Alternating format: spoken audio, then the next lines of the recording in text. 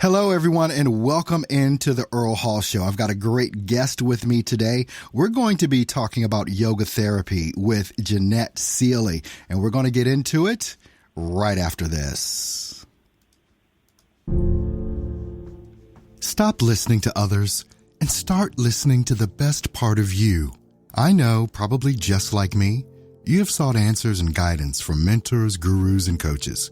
The problem for you has probably been that you have found some success with that approach, but nothing earth-shattering. Here's the thing. If you want a better business, a better relationship, a better life, then how can anyone else actually give that to you?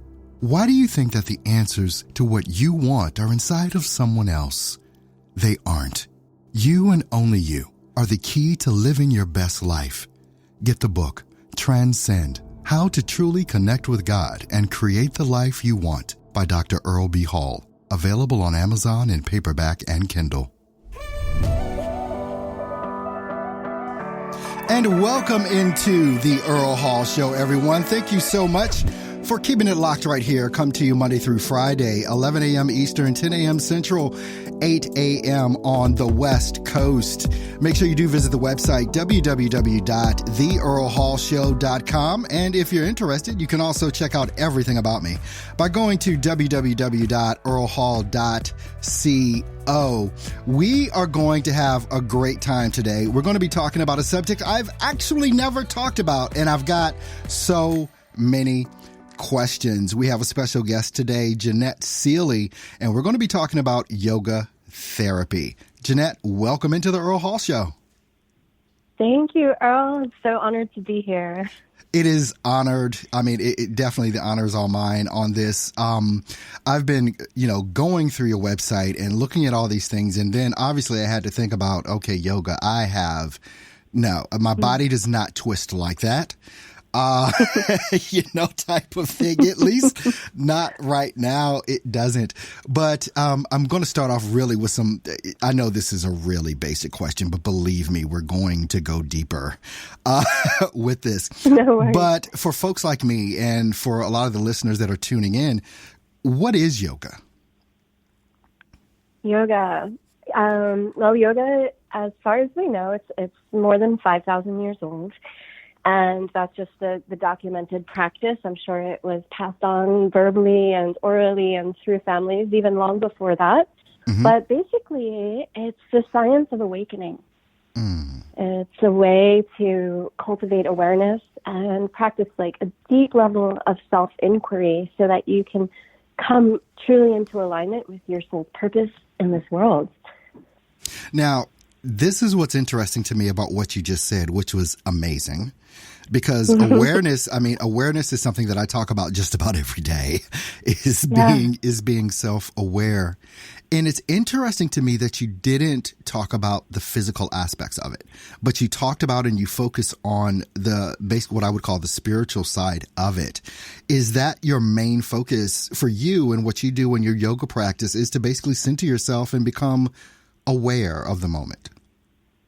Absolutely. The physical practice is kind of the first thing that usually comes along, because if we're uncomfortable within our physical body, we can't get to those higher realms of being connected with spirit necessarily. So kind of the body is a vehicle for connection with spirit. Yeah. Is there actually a difference between, I know a little bit, there's Eastern practices, there's Western practices. Is there a difference in the two, or is it evolving today into something different than it was thousands of years ago? That's such a great and big question. It's definitely evolved and evolving still. Mm-hmm. The physical practice of yoga as we know it today is really nothing at all like the practice that was around thousands of years ago. Actually, the practice, as far as we know, the practice thousands of years ago had only like 2 or 3 postures, and they were all meditation postures. Okay. That's interesting. There's none of this like current yoga as we know it, right? Isn't it? It really is. Now it seems the Western world is, probably back since maybe the 60s, 70s, 80s and things like that, is getting more into the Eastern practices of like yoga and like meditation and things of that nature. Why do you think that even started? You know, because even now in the Western world, most of us don't subscribe to the stillness and the importance of the mind-body connection and all of that. But why do you think it's evolving here in the West the way that it is?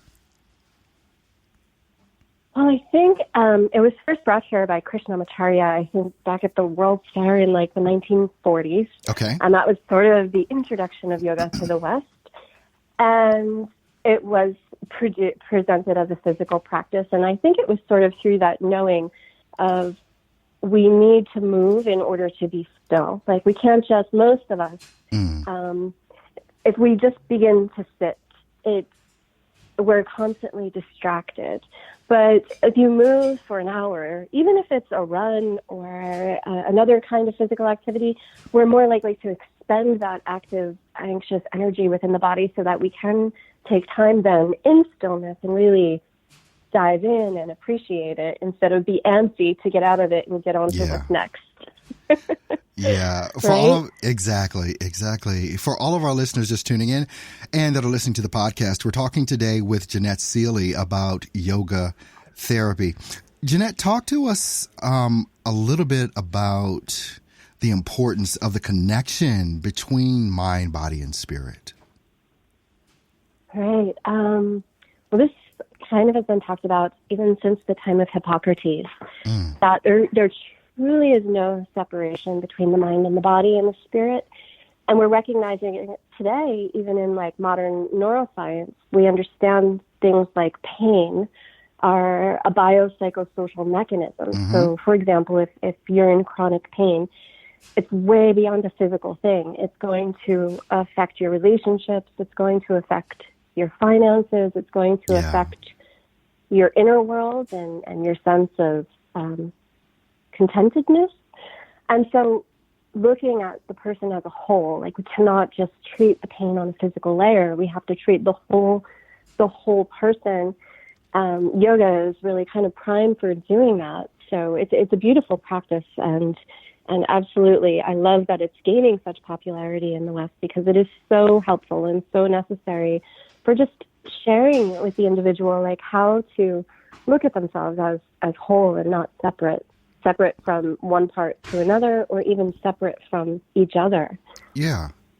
It's amazing because obviously, a lot of folks in, the U.S., North America in particular, have issues with like the healthcare industry and drugs, and drugs are the answers for everything.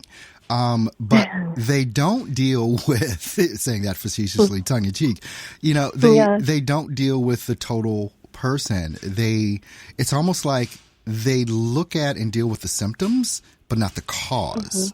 And I think that's what you're talking about with the mind, body, and spirit. There's a reason why we get sick. There's a reason why we're depressed. There's a reason for all of these things that are so internal and such on a spiritual level. It's just ingrained in us. Have you found that in your yoga practice and with the people that you coach and the people that you teach in these practices as well, that there are changes in the health that they have? Oh, absolutely. Absolutely. I generally work with people who have had some kind of trauma, whether that's emotional or physical. They're coming to me because they're healing something that maybe they're not seeing so much success in with traditional Western medicine, or even maybe just looking for adjunct therapies at their doctor's recommendation. And so they do come, and this practice kind of unites their mind, their body, and their spirit. It allows them to, in this stillness or in this still place, discover what's truly important. And maybe even if they're not relieved from their condition, their level of suffering is relieved. And that's a beautiful thing to witness. Wow, that's amazing. We're going to take a short break right now, but when we come back, we're going to continue to talk about this mind-body-spirit connection that can be achieved through the practice of yoga with our special guest today, Jeanette Seely, a yoga therapist. And make sure you keep it locked. We'll be right back after this.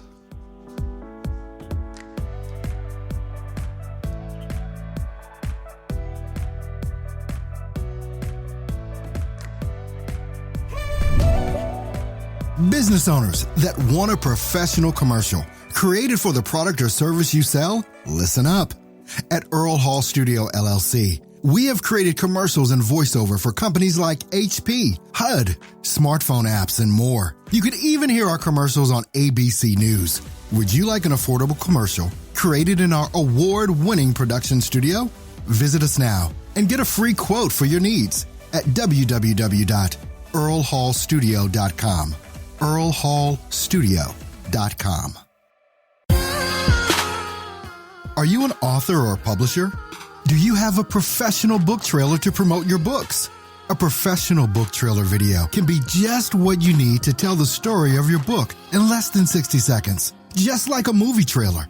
See examples and get yours today at www.probookpromo.com. probookpromo.com. Hi, my name is Earl Hall, and I'm the author of Align with Your Purpose, available on Amazon.com. What would happen to your life if you were actually walking in your purpose? Nothing you will ever do in life is more important than walking in your purpose. It is time to break some of the rules and finally live the life of greatness you were meant for. Get Align with Your Purpose now, available on Amazon.com.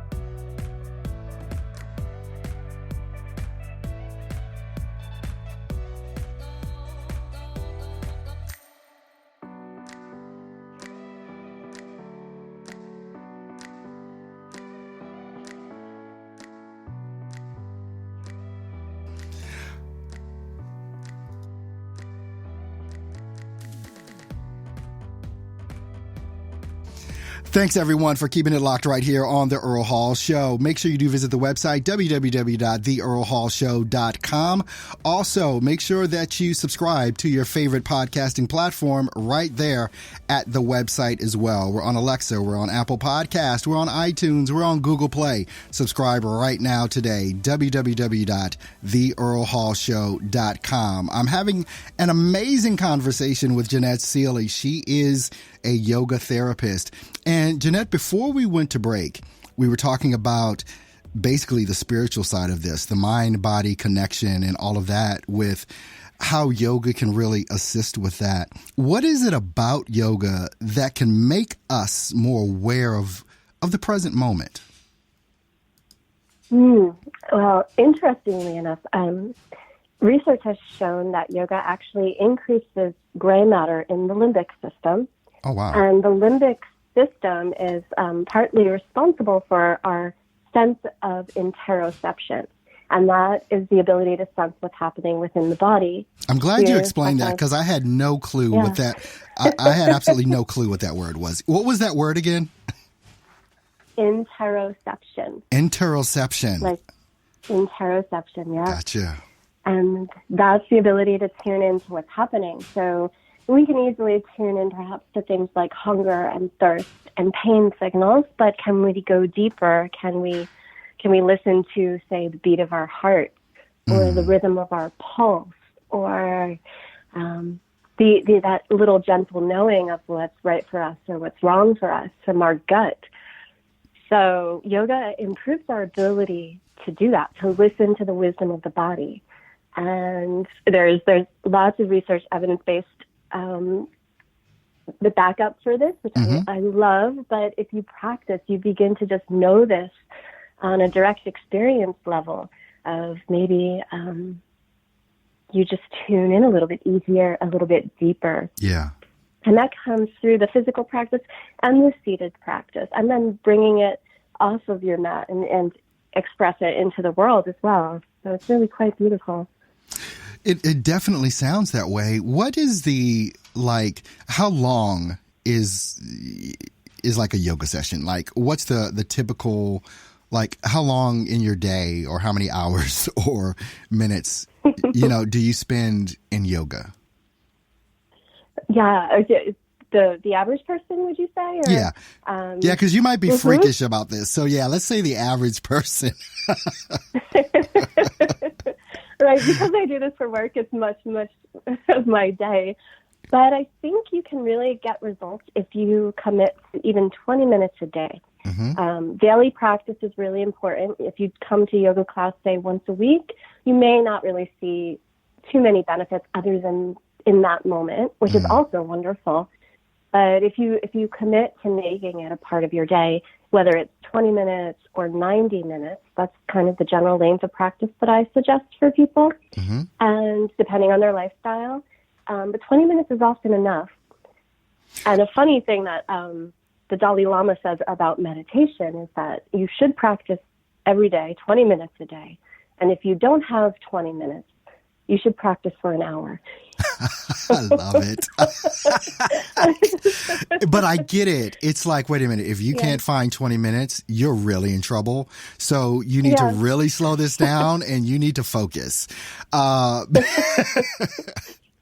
Right. On that. That is so insightful. I know there's a quote I say all the time, and it just brings back up what you were talking about earlier with, once you get into it and the practice of it, it's like words don't teach, experience does. And it's like, you can tell people about the benefits of yoga or anything else, but until they actually get in it and do it, they really don't know. And I'm probably sure that many of the people that you've worked with, they're like, after a week or two, or especially after like a month, they're like surprised at what is going on in their mind, body, and spirit. Yeah. Now, is there a age that is like it's too late to start yoga? It's never too late. Absolutely. I began teaching in nursing homes. That was where my teaching practice began. And so my clients were generally from the age of, say, like 70 to 100. And it's brilliant to see that even at that age to start something like this that may be so foreign and so out of their realm of ordinary experience. They would just gain so many benefits from it. So it's just a gift to be able to share with that population.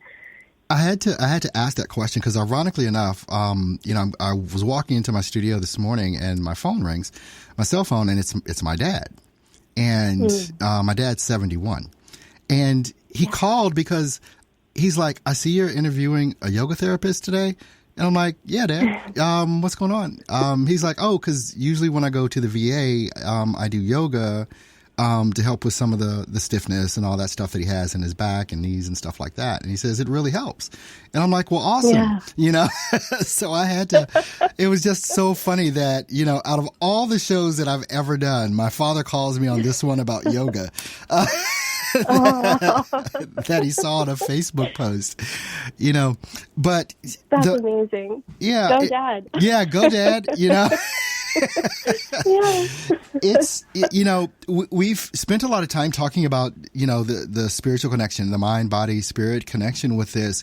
But can we kind of dive a little bit into the health benefits and the physical benefits of yoga and how you've been able to help people maybe overcome some trauma or, get through some of that stiffness or whatever to really get flexible again? Can we talk a little bit about that? Sure, absolutely.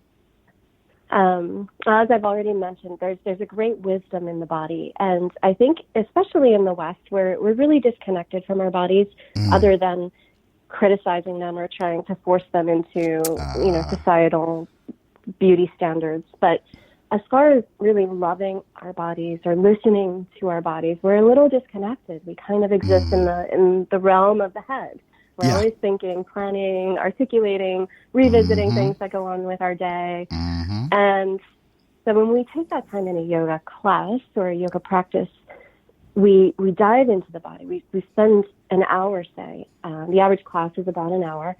And we spend all of that time just moving and listening and being with our breath and really paying attention to it, to what's happening in the palms of our hands or in the movement of our limbs. And that time that we spend with our body is really a method of building compassion for ourselves. Yeah. And a method of building a sense of love and acceptance for ourselves that's truly beautiful. And I think that's the first step. So if you have an injury, for example, if you've hurt your knee, and you may hear this from people a lot, I do, like my bum knee or my bad knee or my, this labeling or this anger even towards your own body, maybe for betraying you. Yeah. And that's part of the beauty of the practice, is that it kind of resolves or dissolves that. It gives you a sense of connection with your body as not like this thing to overcome, but this beautiful gift that you get to inhabit in this life and get to work with in a loving and connected way. Yeah. Wow. Yeah. Well, everyone, this has been an amazing conversation. We've been talking to Jeanette Seely. She's a yoga therapist. We've been talking about the mind-body connection, the physical connection, and everything and the benefits that go along with the practice of yoga. Jeanette, tell everyone how they can stay in contact with you and what are the services you offer. Great. Thank you for the opportunity to share. It's such a gift to talk with you, Earl. And you can stay in touch with me. You can find my website, JeanetteSeely.com. And I offer one-on-one sessions in person or via Skype or Zoom. And I also have some mentorships happening and individual coaching that's, for over a period of time to help you heal, to help you incorporate yoga practices into your life so that you can have this ancient wisdom to support you throughout your whole entire life. It's something that will never leave. And once you have these practices, they are really sustainable. You can practice when you're 90. Wow. So, yeah. Man, Jeanette, thank you so much for that. And make sure that you do visit JeanetteSeely.com. The link is in the show notes so that you can just click the link and go right to her website and see all the things that she has to offer. Jeanette, thank you so much for being here with us today. This has really been fun. Thank you, Earl. Great to talk with you. Awesome. Hey, everyone, make sure you do check out the website, www.theearlhallshow.com. If you want to know everything about me, make sure that you do check out earlhall.co. Subscribe to us. Give us a like. If you're listening right now on Spreaker, hit the heart button for me right quick if you enjoyed this episode and leave us a comment as well. And I'll see you guys tomorrow. Take care.